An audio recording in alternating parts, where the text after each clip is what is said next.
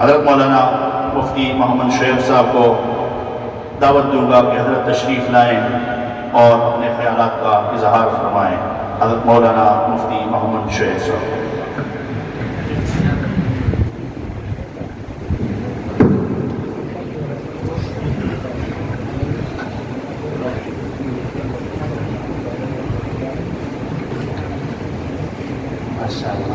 میں سوچ رہا ہوں میں بھی نعت خان بن جاؤں، پیسے بھی ملتے اور زندہ باد کے نعرے بھی ملتے۔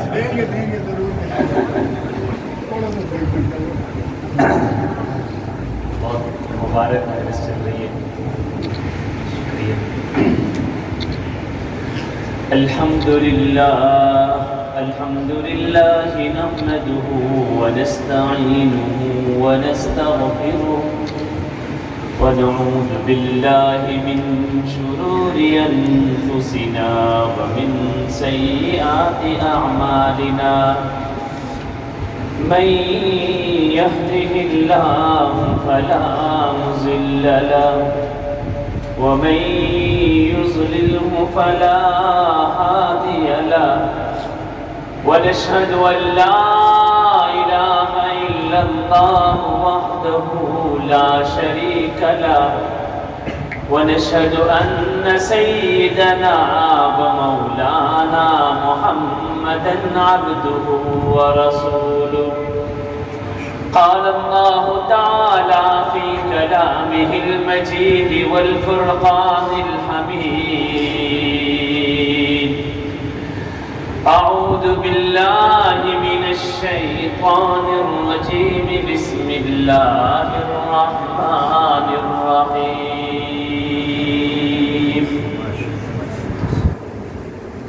أم كنتم شهداء إذ حضر يعقوب الموت إذ قال لبنيه ما تعبدون من بعدي، قالوا نعبد إلهك وإله آبائك إبراهيم وإسماعيل وإسحاق إلها واحدا ونحن له مسلمون۔ وقال رسول الله صلى الله عليه وسلم: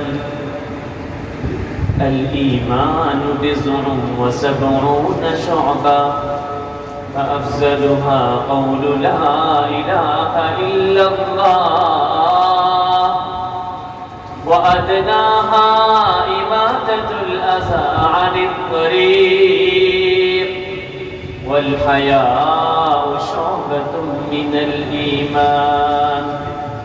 صدق الله وصدق رسوله النبي الكريم، أما بعد۔ 3:20 ہو گئے اور قاری صاحب کا وعدہ تھا کہ 3:10 کا ختم کریں گے، تو مجھے یہ بھی احساس ہے کہ مجمع بہت دیر سے بیٹھا ہوا ہے، اور بیچارہ یہ جو آخری مقرر ہوتا ہے یہ بہت مظلوم ہوتا ہے، وہ بہت مظلوم ہوتا ہے۔ اگرچہ اس کو ایک حیثیت تو ملی ہوتی ہے کہ یہ مہمان خاص ہوتا ہے، لیکن ادھر سے حال یہ ہوتا ہے کہ ٹائم اتنا گزر چکا ہوتا ہے کہ لوگ کہتے ہیں مولوی صاحب بس کرو، کھانا بھی تو کھانا ہے۔ تو میں آپ سب کے غم میں برابر کا شریک ہوں، میں صرف 3 سے 4 منٹ دوں گا اور پھر انشاءاللہ دعا کی طرف چلیں گے۔ 2-3 ہفتے پہلے بھی حاضری ہوئی اور قاری صاحب کا بڑا دل ہے، وسعت ظرفی ہے، پھر ہمیشہ یاد فرماتے ہیں، دعوت دیتے ہیں۔ اللہ تعالیٰ انہیں جزائے خیر عطا فرمائے۔ میں سوچ رہا تھا کہ میں کوئی نہ کوئی بہانہ بنا کے چھٹی کر لوں گا، اور میرے پاس تھوڑا بہانے کا اچھا عذر بھی تھا کہ ایک جگہ پہ نکاح پڑھانا تھا میں نے، اور جیسے نعت خان کو پیسے ملتے ہیں، نکاح والے کو پیسے ملتے ہیں بھائی۔ یہ پرویز بھائی آ رہے ہیں، مسلسل لفافے دیتے آ رہے ہیں۔ میری بچی کا قرآن پاک ختم ہوا کچھ دن پہلے، تو میں دعوت نہیں دے سکا، تو پرویز بھائی کو بھی میرے نمازی ہے، میں دعوت نہیں دے سکا، تو مجھے کہتے ہیں مفتی صاحب آپ نے مجھے دعوت دی، نقصان آپ نے اپنا کیا، میں نے 500 کا لفافہ دینا تھا آپ کو تو وہ بھی بیچارہ بعض دفعہ اپنا نقصان سہ لیتا ہے، تو میں نے بھی نکاح کا نقصان سہا ہوا ہے۔ شکریہ بھائی رئیس خان صاحب، آپ نے میرے حج کے ساتھی ہیں، انہوں نے فون کیا، انہوں نے کہا کہ مفتی صاحب آپ نے لازمی آنا ہے، میرے بیٹے کا قرآن پاک ختم، اللہ تعالیٰ آپ کو مبارک کرے یہ بچے کا قرآن پاک ختم کرنا، اور دیگر والدین ان کو سب کو اللہ تعالیٰ یہ گھڑیاں اور یہ ساعات، یہ لمحات مبارک ہو۔ ہمارے ایک اور فاضل دوست ابھی حال ہی میں ہانگ کانگ تشریف لائے مولانا سلیمان صاحب، ان کو خوش آمدید کہتے ہیں ہانگ کانگ میں آنے پر۔ جارڈن میں ایک مسجد مدرسے کے اندر وہاں پہ یہ اپنی خدمات شروع کر چکے ہیں، اور تمام علماء اور دوستوں اور ساتھیوں کا بہت بہت شکریہ۔ میں صرف 2 باتوں کی طرف توجہ دلاؤں گا۔ اس نے یوسف کی بات چلی تو مجھے سے ایک بات یاد آئی، مولانا عابد صاحب نے ذکر فرمائی، وَلَمَّا بَلَغَ أَشُدَّهُ آتَيْنَاهُ حُكْمًا وَعِلْمًا۔ اللہ فرما رہے ہیں کہ جب یوسف علیہ السلام کو ایک جوانی کی عمر ملی، اغوا ہو گئے تھے یوسف علیہ السلام، اور بچوں اپنے بھائیوں کے ہاتھوں اغوا ہو گئے، آپ سمجھ سکتے ہیں یہ سارا قصہ۔ اگر اللہ فرما رہے ہیں وَلَمَّا بَلَغَ أَشُدَّهُ آتَيْنَاهُ حُكْمًا وَعِلْمًا، تو اللہ تعالیٰ نے ان کے بارے میں صفت یہ ذکر فرمائی کہ یہ بچے جب بڑے ہونے لگے، جب جوانی کی طرف آنے لگے، تو انہوں نے عفت، پاکدامنی، عزت کے ساتھ اپنی جوانی کی حفاظت کی ہے یوسف علیہ السلام نے۔ اور انہیں مصر کی جو بڑی ملکہ تھی وہ گناہ کی دعوت دے رہی تھی، اور اس زمانے کی سپر پاور کے پیلس کے اندر رہنے والے تھے یوسف علیہ السلام۔ فرمایا کہ جب انہوں نے اس بدترین دعوت گناہ کے مقابلے کے اندر توحید کو سنبھالے رکھنا، اور اپنی عزت اور اپنی عفت اور اپنی ذات کی حفاظت فرمائی، تو اللہ فرما رہے ہیں میں نے پھر ان کو 2 انعام دیے ہیں۔ دوستوں میں صرف ان 2 انعاموں کا تذکرہ کرنا چاہتا ہوں، اور ضروری ہے کہ آج کے معاشرے میں اپنے نوجوان نسل کو یہ پیغام دینا بہت ضروری ہے۔ آج دجالی تہذیب کے مقابلے میں محمدی تہذیب کو پھیلانا ضروری ہے۔ میرا اور آپ کا فرض بنتا ہے کہ اس دجالی تہذیب کے مقابلے میں محمدی تہذیب کو اپنائیں، اور اپنی جوانیوں کی حفاظت کریں، اپنی عزت کی حفاظت کریں، اپنی عفت کی حفاظت فرمائیں۔ کیوں اللہ رب العزت فرما رہے ہیں کہ میں نے 2 انعام دیے ہیں یوسف علیہ السلام کو۔ ایک انعام یہ دیا آتیناہ حکما وعلما، میں نے ان میں حکمت دی، ان کو بصیرت دی، ان کو ڈیسیژن پاور دی، ان کو فیصلہ کرنے کی طاقت دی ہے۔ اور دوستو یہ بات یاد رکھنے کی ضرورت ہے، انسان کنفیوز بہت جلدی ہو جائے گا، وہ جلدی فیصلہ نہیں کر پاتا، وہ چند چیزوں میں جب پریکٹیکلی عملی زندگی میں آتا ہے وہ سوچنے لگ جاتا ہے کہ مجھے یہ کام کرنا چاہیے نہیں کرنا چاہیے، مجھے یہ کاروبار شروع کرنا چاہیے یا نہیں کرنا چاہیے، مجھے یہ بزنس کرنا چاہیے یا نہیں کرنا چاہیے، مجھے یہ دکان لگانی چاہیے نہیں کرنی چاہیے، یہ جاب کرنی چاہیے یا نہیں کرنی چاہیے، یہ رشتہ کرنا چاہیے یا نہیں کرنا چاہیے، یہ نکاح کرنا چاہیے کہ نہیں کرنا چاہیے۔ خاندان کے خاندان کنفیوز رہتے ہیں۔ تو اللہ فرما رہے ہیں کہ ایسی حالت کے اندر جب ایک آدمی کو فیصلہ کرنے کی پاور نہ ہو تو پھر اس وقت اگر اس کو حکمت اور بصیرت مل جائے تو یہ اللہ کا بڑا انعام ہوا کرتا ہے۔ یہ ان والدین سے پوچھا کرو جب وہ اپنے بچوں کے بارے میں کوئی فیصلہ لے رہے ہوتے ہیں، اس جوانی کے اندر شاید مجھے اور آپ کو اس کا احساس ہو یا نہ ہو، اور تبھی بہت سے لوگ آتے ہیں مولوی صاحب مفتی صاحب استخارہ کر دیں فلاں جگہ پر رشتہ کریں یا نہ کریں۔ وَلَمَّا بَلَغَ أَشُدَّهُ آتَيْنَاهُ حِكْمًا وَعِلْمًا، اور دوسرا میں انعام دیتا ہوں کہ انہیں علم سے نوازتا ہوں، انہیں نور عطا کر دیتا ہوں، خدائی نور عطا کر دیتا ہوں۔ وہ نور اتنا بہترین اور اتنا اعلیٰ ہوتا ہے کہ اس نور کے ذریعے سے اس کے لیے ساری مشکلات دور ہو جاتی ہے، وہ کامیاب ہو جاتا ہے۔ آج ضرورت ہے اس معاشرے میں اپنے نوجوانوں کو ان دو چیزوں کی طرف لایا جائے۔ اے نوجوان نسل، اے میری نیو آنے والی نسل، یا معشر الشباب، نبی اکرم صلی اللہ علیہ وسلم اکثر و بیشتر اپنے نوجوانوں کو مخاطب ہو کر خطاب فرمایا کرتے تھے، نوجوانوں کی طرف جایا کرتے تھے اور فرماتے تھے کہ معاشرے کی تبدیلی نوجوانوں سے ہوا کرتی ہے۔ آج مدرسے میں پڑھنے والے یہ بچے، آج مدرسے سے قرآن پاک ختم کرنے والے یہ بچے جب عملی طور پہ سوسائٹی میں جاتے ہیں، معاشرے میں جاتے ہیں، تو انہیں کئی سارے چیلنجز کا سامنا کرنا پڑتا ہے۔ ان چیلنجز کا مقابلہ ایسے ہی ہوگا کہ ان نوجوانوں کو عاشق رسول بنا دیا جائے، انہیں نبی اکرم صلی اللہ علیہ وسلم کا سچا عشق بتا دیا جائے۔ میں آخری یہ بات کرتا ہوں، پھر دعا کی طرف جاتے ہیں۔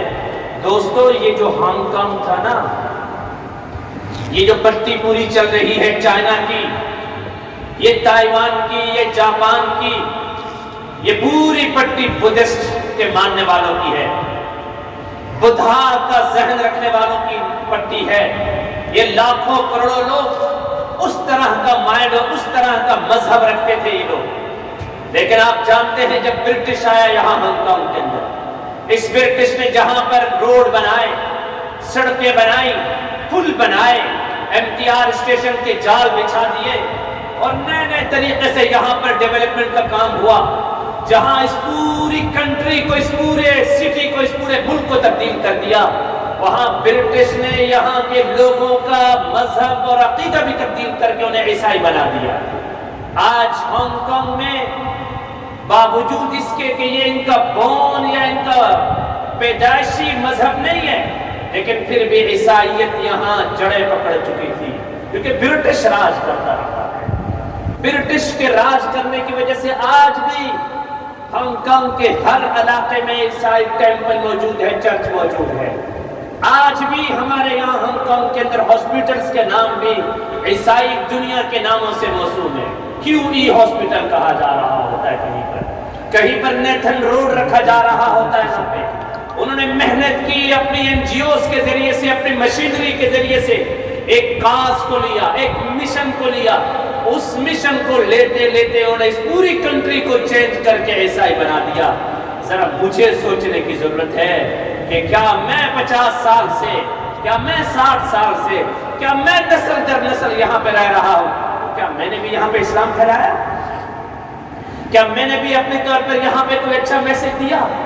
کیا میں نے بھی یہاں پہ اسلام کی دعوت پھیلائی؟ کیا میرے نام سے اندر موسوم سے کوئی یہاں پہ کوئی ایک سڑک بنی؟ کیا میرے نام سے یہاں پہ کوئی ایک ہاسپٹل بنا؟ المیہ تو یہ تھا کہ ہم لینے والے بنے، دینے والے نہیں بنے، جبکہ نبی اکرم صلی اللہ علیہ وسلم تو ساری زندگی دینے والے تھے۔ ایک بچی آ کر کھیرا اور ککڑی دیتی ہے نبی اکرم صلی اللہ علیہ وسلم کو، نبی اکرم صلی اللہ علیہ وسلم جواب میں پلیٹ میں سونے کی ڈلیاں رکھ کر اس بچی کو واپس کرتے ہیں۔ وہ رحمت للعالمین ایسے عجیب و غریب تھے، انہوں نے دنیا کو یہ پیغام دیا کہ مسلمان بھیکاری نہیں بنتا، مسلمان لیتا نہیں ہے، مسلمان دیتا ہے۔ اس لیے دوستو، اس میسج اور اس پیغام کو سمجھو، اپنی نوجوان نسل کی حفاظت کریں، اس معاشرے میں رہ کر دین کو پھیلانے کا ذریعہ بنے۔ ہم صرف اور صرف اپنی 2 نوکریاں، اپنی جائیداد، اپنی زمین، اپنے اٹک میں، اپنے چکوال میں اور اپنے میرپور میں اور اپنے کراچی کے اندر اپنی جائیدادیں بنانے پہ توجہ نہ دیں، بلکہ یہاں کی نئی نسل کو دین کا داعی بنائیں، انہیں عاشق رسول بنائیں۔ رنگون کے اندر مولانا ابو الحسن علی ندوی کہتے دوستو، یہ آخری بات سنیں، مولانا ابو الحسن علی ندوی رنگون میں گئے، برما کے اندر، انہوں نے فرمایا، اے برما کے لوگوں، یہاں کے معاشرے میں گھل مل جاؤ، اے لوگوں یہاں کے اندر، لوگوں کے اندر پھیل جاؤ، انہیں نبوی تہذیب سکھاؤ، انہیں محمدی تہذیب سکھاؤ، اپنی فیملی کی طرف توجہ مت دو، صرف اپنا پیسہ، اپنا خاندان، اپنی فیملی۔ اور پھر فرمایا تھا ابو الحسن علی ندوی رحمہ اللہ نے، ابو الحسن الندوی نے فرمایا میری آنکھیں دیکھ رہی ہے، میری آنکھیں دیکھ رہی ہے کہ کچھ عرصے کے بعد تم لوگوں نے اگر یہاں پہ دعوت محمدی نہیں پہنچائی، اگر نبی اکرم صلی اللہ علیہ وسلم کا پیغام نہیں پہنچایا، تو میری آنکھیں دیکھ رہی ہے کہ یہ لوگ تمہارے کاروبار پہ قبضہ کر لیں گے، میری آنکھیں دیکھ رہی ہے یہ لوگ تمہارے گھروں پہ قبضہ کر لیں گے، میری آنکھیں دیکھ رہی ہے کہ یہ لوگ تمہارے گھروں کو آگ لگا دیں گے، اور میری آنکھیں دیکھ رہی ہے کہ تم مہاجر بن جاؤ گے، تمہیں نکلنا پڑ جائے گا۔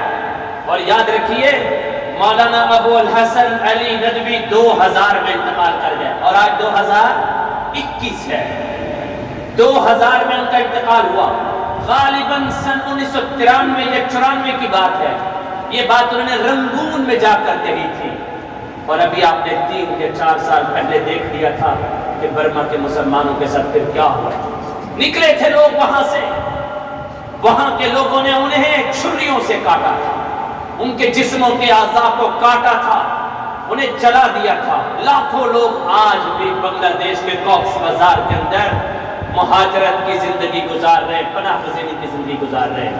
اللہ نہ کرے، 1000 بار نہ کرے، آنے والے حالات اچھے نہیں ہیں دوستو، اللہ تعالی ہم سب کی حفاظت کرے۔ لیکن دوستو یہاں رہ کر یہاں کی مقامی لوگوں کے ساتھ تعلق رکھیے، انہیں اچھا پیغام دیجیے، ان کے ساتھ سلام اور دوستی رکھیے، ان کے ساتھ تعلقات بنائیے، تاکہ آپ کے پڑوس میں رہنے والا یہاں کا لوکل چائنیز، یہاں کا لوکل ہانگ کانگ والا، وہ آپ سے محبت کرنے والا بن جائے، وہ آپ کے ساتھ تعلق رکھنے والا بن جائے، اور ان کے دلوں میں ہمارے بارے میں نفرت نہ ہو، وہ ہمیں پاکی ماکی کے الفاظ سے نہ پکارے، وہ ہمیں دیکھ کر منہ پر کوئی کپڑا نہ رکھیں۔ آپ 50 سال گزرنے کے باوجود بھی اگر یہاں پر ہم ہانگ کانگ کے لوگوں کے دلوں کے اندر اسلام کی محبت نہیں پیدا کر سکے ہیں، تو پھر ہم کیسے عاشق رسول ہیں دوستوں؟ اس درد کو سمجھیے، اس فکر کو سمجھیے، وقت زیادہ ہو گیا، اللہ تعالیٰ ہم سب کا حامی و ناصر ہو، وآخر دعوانا الحمدللہ۔